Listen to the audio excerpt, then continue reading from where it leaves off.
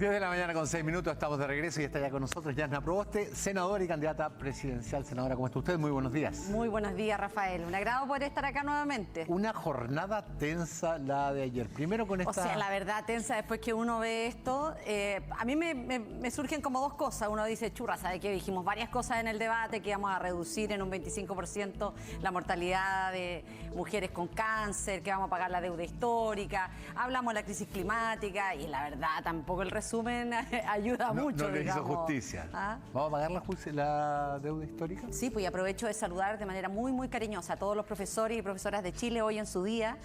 16 de octubre, nosotros después de acá nos vamos al Bosque, a la comuna del Bosque, acá en la región metropolitana. Vamos a tener allí un encuentro con profesores y profesoras.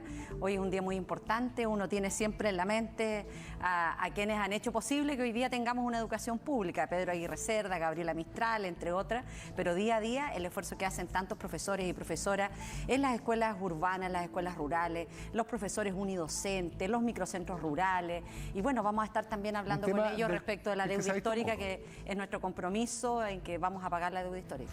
¿De dónde va a salir ese dinero? Tenemos dos alternativas, Rafael. No pretendo aquí contar en detalle porque esto va a ser parte de la conversación que vamos a tener particularmente con los profesores y profesoras. Primero nosotros tenemos que depurar los listados. Ya. Muchos de esos profesores han fallecido ya. Pero ¿sabes qué? También pasa al revés.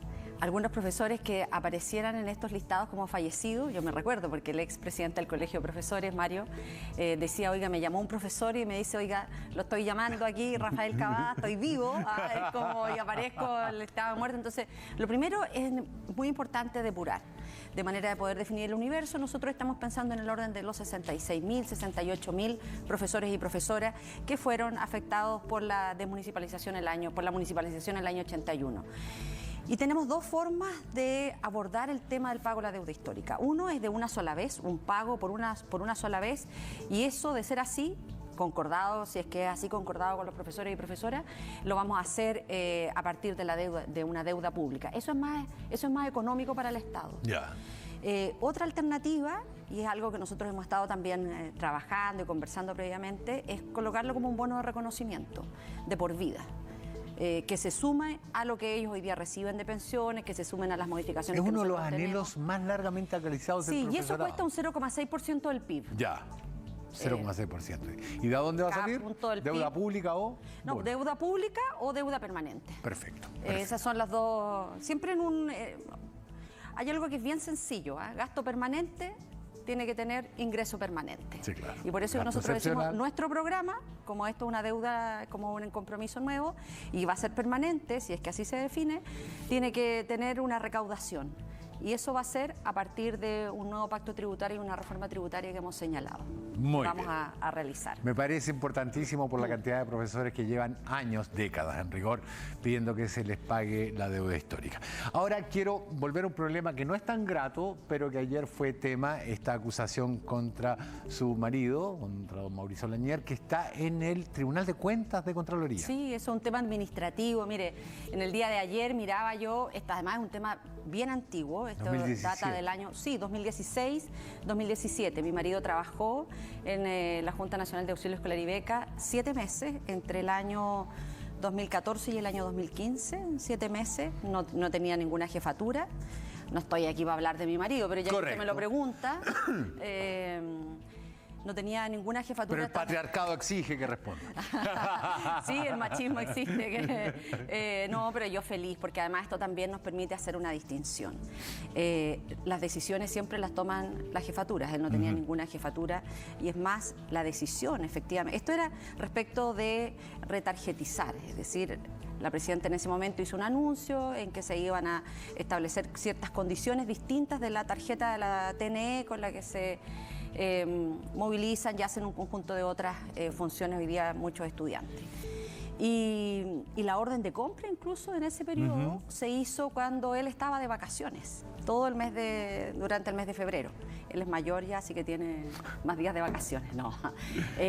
Y bueno, él se fue de la Junta Nacional de Auxilio Escolar y Beca en marzo del año 2015 pasó un tiempo sin trabajo, después ingresó a otra institución en donde había trabajado anteriormente, y el año 2017, solo el año 2017, o sea, harto tiempo después que había dejado la JUNAEP, se enteró de un juicio de cuentas. De un juicio de cuenta que previamente se había hecho un sumario en la institución. Claro. Sumario en donde él nunca fue conminado a presentar antecedentes. Él nunca supo que era parte de una investigación sumaria. Y curiosamente, ha pasado todo este tiempo, 2017, 2018, 2019, 2020, 2021, y durante estos 5 años ni siquiera él ha tenido acceso a poder realizar su defensa. Entonces yo espero que ahora, como seguramente en época de campaña... Todo se acelera. No, pero es que me imagino yo que frente a nuestra inocente pregunta de que si alguien había hecho lobby, se ha desatado todo, se ha desmoronado toda una historia de película que se trataba de instalar, empezaron a buscar y dijeron, a ver, ya, busquémosle a la Proboste, paraísos fiscales. No hay nada. Después dijeron, vamos a buscar en sus campañas. Ningún financiamiento. Yo puedo responder por cada peso del financiamiento de mis campañas, a diferencia de otros candidatos que le echan la culpa a sus amigos, que dicen que no saben, etcétera, que tenían boleta ideológicamente falsa. Entonces, como no encontraron nada, van y encuentran una situación que además es civil. Digo esto porque en el día de hoy se ha hecho público en que la única vocera que le queda al candidato Sichel enfrentó un proceso de sumario, que a diferencia de mi marido, ella supo, pudo hacer sus descargos, en el caso de Mauricio no, y la Contraloría definió enviar los antecedentes al Ministerio Público por delito. En el caso de lo que hoy día le imputan a mi marido, es una situación administrativa de la cual él no tuvo parte, y yo espero que hoy día, con toda esta publicidad que se ha hecho, ojalá el Tribunal de Cuentas, después de 5 años, permita que se pueda iniciar el proceso de defensa. Pero además, Rafael, hay algo que creo yo que no puede pasar inadvertido. Durante estos 5 años yo he sido diputada, senadora, presidenta del Senado. Usted era diputada en esa época, Sí, en sí, la época en que se sí. produce Y ¿sabe qué? Y eso habla además en que nosotros nunca hemos utilizado ni tráfico de influencia, ni privilegios, nada. Yo dije, este es un tema de él tiene que resolverlo, y tiene que resolverlo por los canales que lo tiene que hacer cualquier funcionario o funcionaria pública que enfrente una situación como esta. Y es lo que ha hecho. Bueno, se han demorado 5 años en que pueda finalmente presentar sus alegatos, sus testigos y buscar.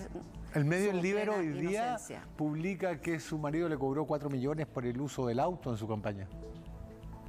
No es que me haya cobrado. Mire que, ¿sabe qué? O sea, son usted le súper... pagó. No, ni tampoco. Son súper malintencionados eso. Porque en todas las campañas, todos tienen que colocar una valorización. De acuerdo. No es que uno, si usted va un día a acompañarme, si usted fuera hoy día al bosque a acompañarme, hay una persona de mi equipo que tiene una lista y que dice, este señor lo acompañó, tiene que valorizar incluso su... Me acuerdo que a Marco Enrique Ominami le pasó lo mismo con el auto de su señora cuando hacía campaña en Puchoncaví. Es que todo tiene que estar valorizado en la campaña. Entonces, esto solo refleja la mala leche. Mire, o sea, ¿usted cree que hay una maniobra en contra suya después de la denuncia que hizo contra Sichel? O sea, yo creo que les dolió mucho. Imagínense que yo le haga una pregunta. Y el otro día cuando le decimos, mire, ¿y usted hizo lobby por el gas? Y se demoró, no contestó, al punto que después que terminó el debate, en la última parte, le pregunta a Juan Manuel Astorga, usted no ha respondido a la pregunta, ¿hizo o no hizo lobby por el gas? ¿Ha recibido o no ha recibido aportes del gas? Y él dice no. Y al día siguiente se le desmorona todo porque le empiezan a salir todos los aportes de las empresas y de los altos ejecutivos de las empresas de gas. Ahora, él dice que estos aportes son de personas naturales, no de empresas, y que eso está permitido por la ley. Es que hoy día por la ley, a partir de todos los chunchullos hechos en la vida, y que él los conoce porque era parte del financiamiento ilegal y de boleta ideológicamente falsa, cuando fue candidato el año 2009, se establecieron modificaciones en el sistema de financiamiento. Uno de ellos es que las empresas no pueden financiar. ¿Y cómo lo hacen las empresas? A través de los máximos ejecutivos, que curiosos son los que aparecen en el listado de ellos. Pero mire, yo creo que además todo lo que ocurre uno dice, ¿sabe qué? Ellos están ahí metidos en el fango, en el barro, como a nosotros no nos han encontrado nada, inventan situaciones. Mira, ya lo último que ayer conversábamos en la casa era respecto del APB, denuncia, Proboste tiene APB, ahorro previsional voluntario. ¿Y sabe cuál es la fuente? ¿Cuál es la fuente? Yo soy la fuente. ¿Usted tiene APB? Yo misma soy la fuente, porque yo fui más allá de lo que dice la ley, porque yo creo que en nuestro país uno tiene que establecer estándares más altos en materia de transparencia. Yo publiqué, sin que sea hoy día una exigencia de la legislación. La ley le exige a las autoridades tener que publicar sus bienes y sus intereses, no sus ahorros. Y cualquiera puede entrar a mi información pública. Cuando me inscribí como candidata, están mis ahorros y mis deudas también. Puse hasta las deudas de las tarjetas de crédito. Y ahora, no tengo ningún problema. Y la gente, y si quiere, uno puede abrir mi cuenta corriente, mi declaración de impuesto, todo. Porque creo que además cuando uno asume una tarea como esta para encabezar nuestro país, para decir, ¿sabe qué? Nosotros vamos a combatir la corrupción con fuerza, uno tiene que dar... Que la APB además tiene un beneficio tributario, sí, un aporte del 15% del Estado. Claro, pero mire, mi APB, yo tengo 3 APB.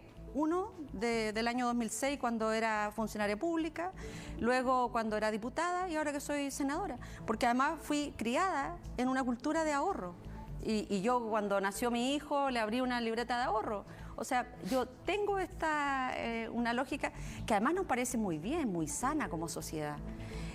No solo porque estamos convencidos en que las administradoras de fondos de pensiones entregan pensiones miserables, pero... decían, pero mire, fíjese que uno de esos lo hizo 15 días después de firmar el proyecto de las AFP, para terminar con la AFP. Entonces, yo digo, claro, 2 cosas. Primero, los que hacen estas pasadas, como las que fue acusado el propio presidente Piñera, lo hace antes. Eso es en la lógica de tener información privilegiada, no después. Y además... Oye, nosotros durante toda esta campaña hemos recibido el ataque de los defensores de la AFP en esta campaña del terror, de decir, mire, ella quiere expropiar los fondos. Yo misma tengo los fondos ahí. Es la mejor garantía de decir, ¿sabe qué? Nosotros vamos a hacer una reforma al sistema previsional sin las AFP, con una institucionalidad pública sin fines de lucro, y los recursos van a ser siempre de los y las trabajadoras. Ayer lo primero que se le preguntó en el debate, si no me equivoco, fue por la nacionalización de los fondos y creo que se lo pregunté la primera vez que vino acá, cuando anunció que iba a ser candidata. Parece que de alguna manera no queda clara la diferencia entre expropiar y nacionalizar. Bueno, claro, porque yo creo que además se genera una relación que no es solo semántica, que hay una intencionalidad, y una intencionalidad de proteger un modelo que ha sido muy rentable para unos pocos, que es el modelo de la administradora de fondos de pensiones. Nosotros nunca hemos hablado de los temas de expropiación, y la nacionalización lo que tiene que ver es cómo parte de esos recursos se vienen a nuestro país. ¿Para qué? Para generar crecimiento, desarrollo, empleo. Nosotros estamos viviendo además, Rafael, una crisis climática que es muy compleja y que en nuestro país, si nosotros no hacemos un cambio no solo de actitud, sino de modelo de desarrollo económico, vamos a vivir consecuencias que van a ser muy complejas. Lo que se ha señalado es que si nosotros mantenemos este modelo extractivista, al año 2050 vamos a perder la mitad de nuestro Producto Interno Bruto. Y por lo tanto uno dice, bueno, entonces tenemos que invertir en empresas que sean mucho más verdes, que en resiliencia en obras públicas para abordar los efectos de este cambio climático. Tenemos que hacer una apuesta distinta en proteger la biodiversidad que nuestro país tiene, que es riquísima, y para eso tenemos que hacer también una apuesta en poder apoyar iniciativas que tengan que ver con eso, en establecer una matriz 100% de energías limpias, en donde los recursos de los trabajadores, de los y las trabajadoras puedan estar también invertidos, por ejemplo, en energías renovables. ¿A eso se refiere con nacionalizar? Que estén en nuestro país. Ya. Lo pregunto una vez más, yo sé que lo he preguntado varias veces, pero como ayer fue pregunta del debate, me parece notable. Estado de excepción en la Araucanía. La propuesta de su colega, el senador Francisco Huenchumilla, cuando él estaba como en aquella época intendente, comprendía una cifra enorme de dinero, pero también un plan elaborado con las universidades locales, con con una visión multilateral del conflicto. Es multidimensional, sin duda. Hoy por hoy volvemos a encarar el asunto como un problema de seguridad. La gran discusión de ayer entre de Gabriel Boric y Sebastián Sichel fue si incluir o no a gente de la CAM, por ejemplo, en las negociaciones en un eventual gobierno. ¿Usted es partidaria de incluirlo? Mire, nosotros lo hemos señalado desde el primer día, Rafael. Yo me alegro que muchas veces los temas que si se hace con rigurosidad, se mira cómo van cambiando algunos de posiciones a partir de lo que nosotros hemos planteado. Y yo me alegro porque finalmente eso es lo que uno busca en la política, es tratar de incidir y hacer cambiar de posiciones. Y tengo varios ejemplos. Uno de esos es respecto de la situación de la Araucanía. Nosotros planteamos con mucha claridad desde el primer debate en que estamos por el diálogo, no buscar continuar y perpetuar formas fracasadas en nuestra macrozona en que ha generado más violencia. Y las fórmulas que propone las dos caras de la misma derecha, Sichel y Kast, es continuar y profundizar una espiral de violencia en esa zona. Y a mí me parece puntualmente que la decisión del presidente en el día de hoy es efectivo, que la violencia ha aumentado en la Araucanía, pero lo que se busca también con eso es levantar una cortina de humo respecto de los problemas puntuales que hoy día está viviendo la primera autoridad de nuestro país, con la investigación judicial, tratar de desviar el foco desde Dominga hasta la región de la Araucanía, con una decisión que lo único que hace es reafirmar el fracaso de las políticas que ellos han llevado adelante. Nosotros estamos siempre por el diálogo, creemos que ¿Fue una concesión del presidente a los senadores de derecha? Yo creo que es una concesión con él mismo, de tratar de cambiar el foco que lo tenía él en el centro del debate. Porque sale Francisco Chaguán diciendo nos escuchó. Sí, pero esto es una técnica muy vieja de cambiar el foco de la discusión, ¿no? Los periodistas lo conocen muy bien. La acusación constitucional continúa en el Congreso, pero claro, hoy día es inevitable trasladar la preocupación a lo que está ocurriendo en la zona. Hemos visto declaraciones de alcaldes, de gobernadores, en donde estos temas nunca fueron conversados con ellos. Y por eso que nosotros hemos dicho en que vamos a instalar una conversación que nos permita incluir a todos, en donde incluso a quienes empuñaron armas. Sin vetos, sin exclusiones. Lo que pasa es que... ¿Es que eso no legitima el uso de la violencia? No, en absoluto. Además, nosotros hemos señalado con mucha claridad, el monopolio de la fuerza la tiene el Estado. Y nosotros vamos a ser absolutamente claros en eso. El problema es que aquí se han intentado mezclar situaciones que no tienen una raíz común. Hay problemas de delincuencia que tienen que tratarse como delincuencia, hay problemas de narcotráfico que tienen que tratarse como narcotráfico, hay problemas de robo de madera, de robo de animales que tienen que tratarse como tal, pero hay otros temas que son los temas de reivindicación, de temas de recuperación, de reconocimiento que también tienen que tratarse como tal. Y esto es un tema que hemos conversado largamente con académicos, con las universidades, con organizaciones que están vinculadas al diálogo, y yo me alegro muchísimo en que hoy día más candidatos se sumen a una propuesta que nosotros planteamos desde el primer día. Mientras dialogamos nadie muere, ya son demasiadas las muertes, las víctimas en esa zona. Ahora, ¿cómo se puede combatir el narcotráfico de manera eficiente cuando vemos que fondos reservados que se dedican exclusivamente a eso terminan en una cuenta del director nacional de la PDI, o cuando tenemos, que de hecho está en prisión preventiva, o tenemos a dos generales directores de Carabineros por fraude? Evidentemente el desvío de esos fondos, tanto en el caso de la PDI como de Carabineros, afecta a la lucha contra el narcotráfico, que es probablemente el área delictiva que tiene mayor cantidad de fondos a su disposición. Bueno, mire, dos cosas. Nosotros hemos señalado que vamos a combatir el narcotráfico desde arriba, desde los poderosos. Y para eso tenemos que otorgar mayores facultades a las instituciones que son necesariamente aquellas que tienen que seguir el dinero, aquellas que están en la ruta para poder identificar cuando hay lavado de dinero, al Servicio de Impuestos Internos, a la Comisión de Mercado Financiero, y nosotros hemos señalado en que vamos a entregar facultades, atribuciones, pero vamos a tener un combate frontal al narcotráfico desde arriba, desde los poderosos. ¿Va a cambiar el director del Servicio de Impuestos Internos, señora presidenta? El Servicio de Impuestos Internos tiene que ser una institución eminentemente técnica y nosotros vamos a respetar ese criterio. Lo digo porque el Servicio de Impuestos Internos es el que no usó la exclusividad de la acción penal para perseguir el financiamiento irregular ilegal de campañas políticas. Pero mire, nosotros además estamos proponiendo hacer modificaciones en ese sentido, de manera de que se pueda hacer no solo con una facultad exclusiva del Servicio de Impuestos Internos. Hoy día nosotros queremos que el Servicio de Impuestos Internos realice la función para lo cual el país hoy día espera, y particularmente el de perseguir estas rutas del dinero, el lavado de dinero, porque lo que nosotros vemos, Rafael, que nos tenían ya bastante acostumbrados a hacer estas redadas para la televisión, en donde lo que hacían era como una pesca de arrastre para encarcelar la pobreza, al que estaba vendiendo en el barrio, al microtráfico, pero no hacían nada respecto de los poderosos.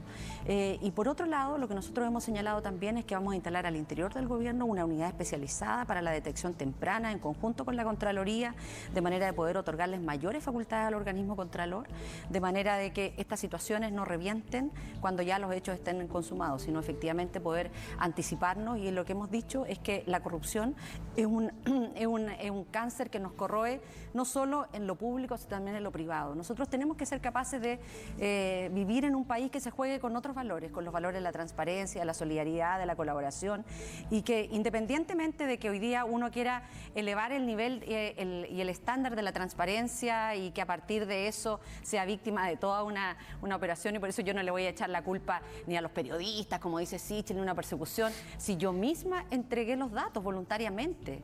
Ahora, y yo conmino a que todos los candidatos y candidatas entreguen y elevemos los niveles de una mayor transparencia en la información, que la ciudadanía sepa. Falta de transparencia que su partido ha tenido varias veces. Recuerdo la reunión de Abbott con Pizarro, de la cual con el senador Pizarro, de la cual subimos hace muy poco, cuando el senador estaba como investigado por financiamiento. Y que la tuvo el fiscal con Hernán Larraín cuando era senador, y que seguramente la tuvo también con otras bancadas, y que la tuvo con otras bancadas porque fue en el marco de la definición de su proceso de elección como fiscal pero no fueron nacional. En el Senado y públicas, fueron reservadas. No, claro, porque fue en el marco de la definición de quién iba a ser el candidato o el apoyo que se iba a dar. Y por eso que yo creo, y lo dije además en un primer debate, en que nosotros tenemos que cambiar la forma en cómo se eligen al Ministerio Público. Lo recuerdo, también dijo que el fiscal nacional no debería estar en el puesto. No, en ese, como hicieron este concurso, levante la mano, ¿quién es este? Levante la mano, levante la mano, ¿quién quiere que se vaya el fiscal? Todos dijeron que querían que se fuera el fiscal, yo fui la única que no levanté la mano. ¿Por qué? Porque lo que dije es que nosotros tenemos que hacer una reforma que es mucho más profunda. Porque uno no saca nada con decir ahora que se vaya el fiscal y llegue otro y volvamos en las mismas prácticas. Nosotros tenemos que ser capaces de hacer primero una reforma bien profunda al sistema del Ministerio Público. ¿Pero no le parece cuestionable lo que ha hecho el fiscal nacional? Tanto tiempo de implementación de la reforma. Segundo, nos parece importante en que hoy día se defina una forma distinta de cómo se elige senadora, al fiscal pero nacional. Es como decir, pasó la vieja ya. No, al contrario, Rafael, porque ¿sabe lo que ocurre si uno se queda con este dato? Uno se queda con el dato de, mire, se juntó el fiscal, aspirante a fiscal en ese momento, con tales, y uno no hace la rueda completa, sí, pero se juntó con Hernán Larraín, que era para de la hablar UDI, del caso Moreira, de hecho. Mire, acusado yo no sé, porque yo no de... estaba en esas reunnes, no sé. No, pero lo que sí puedo contar, porque tiene que ver en cómo hoy día yo soy senadora desde hace 4 años, nos ha correspondido, no nos ha correspondido nombrar a un fiscal nacional, pero nos ha correspondido nombrar a los abogados integrantes de la Corte Suprema, que es una función que tienen los senadores y senadoras. Y solo yo llegué a ser senadora el año 2018, y creo que solo el año 2019 se cambió la forma en cómo el Senado definía los nombres, de una cuestión bien básica. Es decir, ¿sabe qué? Queremos ver todos los antecedentes. Tráigame todos los fallos. Vamos a hacer una reunión abierta. en donde cualquiera lo puede ver. Que sujeta al escrutinio público. A la comisión, en la Comisión de Constitución, ahí lo vamos a elegir. Senadora, no quiero que me quede termina fuera la el ronda, tema. termina esta ronda oscura, opaca, en donde los candidatos y candidatas, porque lo hizo él y lo hizo seguramente todos los otros que eran posibles candidatos o candidatas a fiscales nacionales o al propio Contralor General, que es la misma forma en cómo se definen. Entonces uno tiene que evitar este cabildeo, que es oscuro, que es opaco, y por eso que nos parece que hoy día es mucho mejor lo que se hace para la definición de los miembros en la Corte Suprema, en donde se hace en la comisión, es abierta. Senadora, permítame que le interrumpa porque se me va a quedar afuera el tema y no quiero que pase.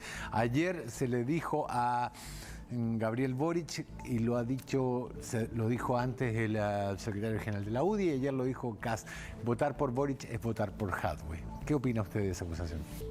Mire, sabe que nosotros estamos en un camino que es bien complejo. El país se enfrenta a una situación que es muy difícil. Y yo personalmente estoy en este camino porque creo en nuestro país, creo en su gente y creo que nosotros podemos tener una manera distinta de relacionarnos. Yo creo que nosotros podemos superar este clima de odiosidad, de confrontación, de falta de tolerancia y volver a unirnos, volver a mirarnos con amor unos a otros, independiente de nuestras posiciones ideológicas, de nuestros credos religiosos. Nosotros tenemos esta posibilidad primero de reconocer y de no aceptar situaciones de discriminación y de falta de tolerancia en nuestro país. La verdad, yo estoy en este camino para hablar de nuestras ideas que nos mueven, de lo que nosotros queremos hacer en nuestro país y de cómo hoy día enfrentamos una situación compleja, difícil, pero tenemos una oportunidad. Esta no es una elección cualquiera.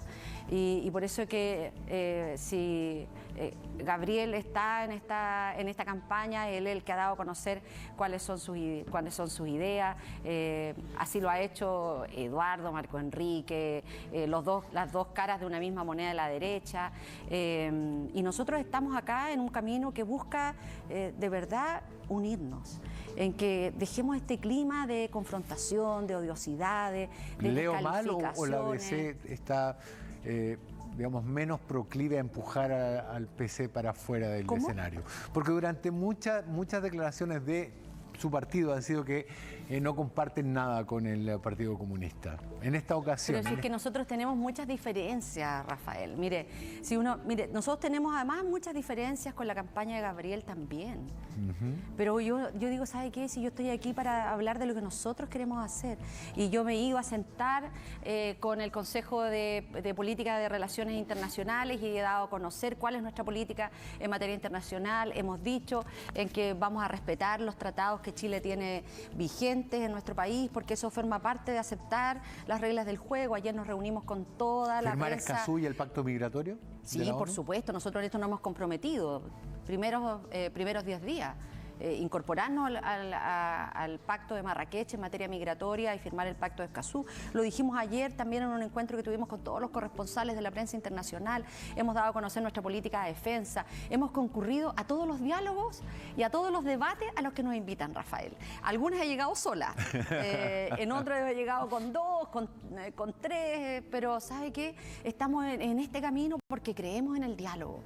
Creemos que esto puede hacer la diferencia en nuestro país, que hoy día nosotros podemos avanzar en que la Convención Constituyente nos ofrezca un camino de mayor esperanza, pero mientras eso ocurre, el que hagamos hoy día las transformaciones que nos permita poder recuperar la salud que se ha ido acumulando en las listas de espera, los exámenes de enfermedades no COVID, avanzar, como lo hemos dicho, respecto del cáncer, en donde vamos a tener mamógrafos móviles de manera de llegar a las zonas rurales, que ninguna mujer se tenga que morir porque no tiene acceso a una mamografía oportuna. Hemos señalado que vamos a aumentar la edad, anticipar la edad en las cuales se pueden realizar estas mamografías, mujeres a los 40, los 49 años, que son personas para el aborto, de riesgo.